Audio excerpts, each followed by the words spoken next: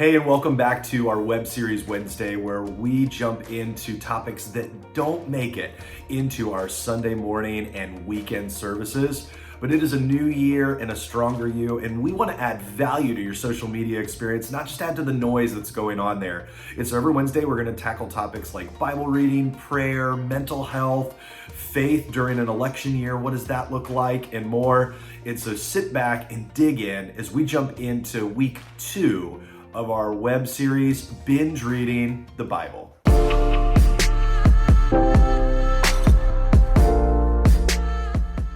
No matter if you're in middle school, high school, or an adult, we're all familiar with the if-then principle. If you clean your room, you'll get an allowance or some reward.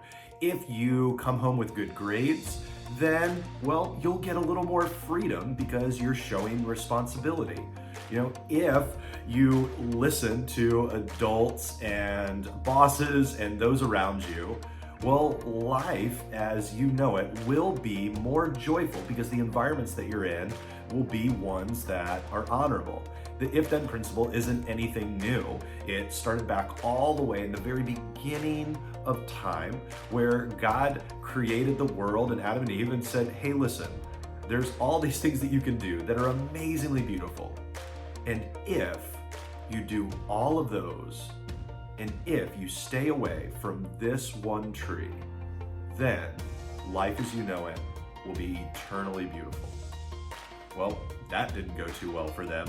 Thankfully, God sent his son to be able to cover all of our mishaps from the beginning of the first man and woman to now and into the future. But this if-then principle has been a roller coaster for God's people. Listen to what the writer shares in 2 Chronicles 7, verses 14 and following. It says, if my people who are called by my name will humble themselves and pray and seek my face and turn from their wicked ways, then I will hear from heaven and I will forgive their sin and will heal their land. Now my eyes will be open and my ears attentive to the prayers offered in this place. I have chosen and consecrated this temple so that my name will be there forever. My eyes and my heart will always be there.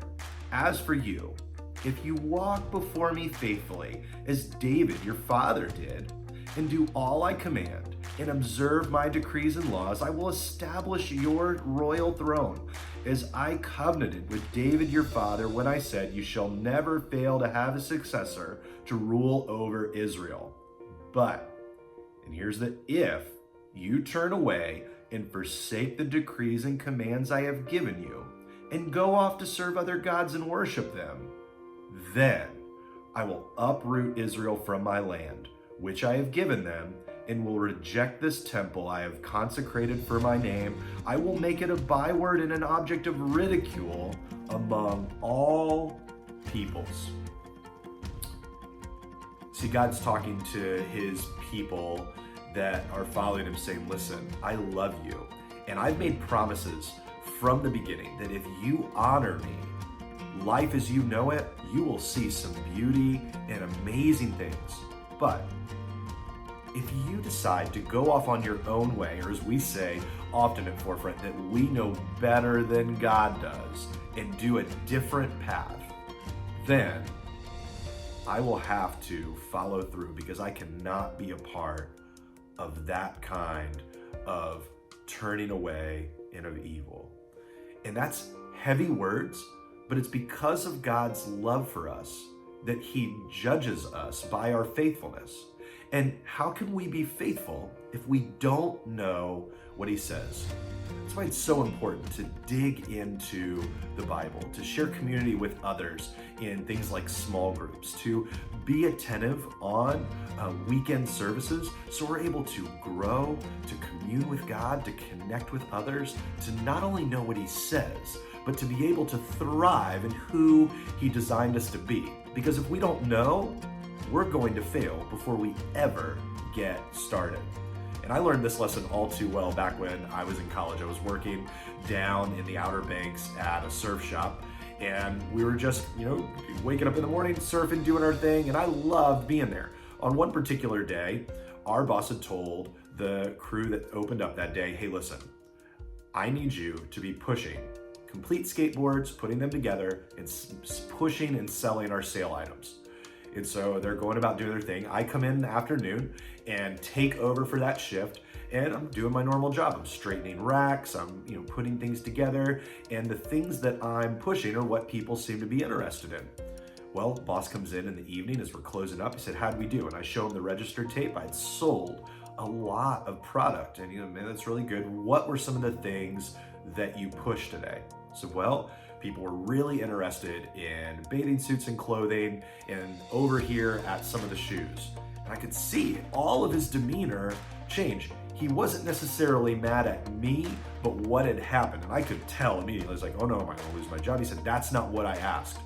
And I'm like looking around, thinking to myself, like, I never heard you ask anything. I didn't say anything out loud because I was a little bit terrified. He goes, I told everybody this morning that we are pushing complete skateboards and we're pushing our sale items.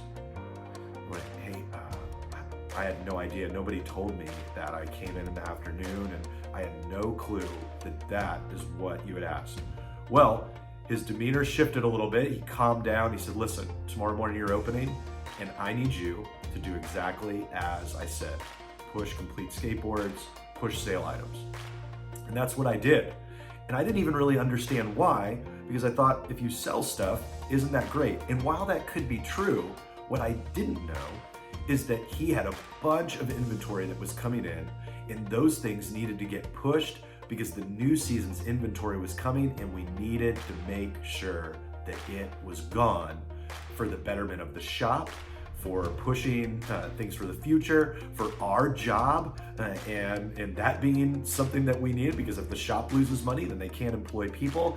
But none of us knew any of that. All we needed to know was, here is what I've commanded you to do.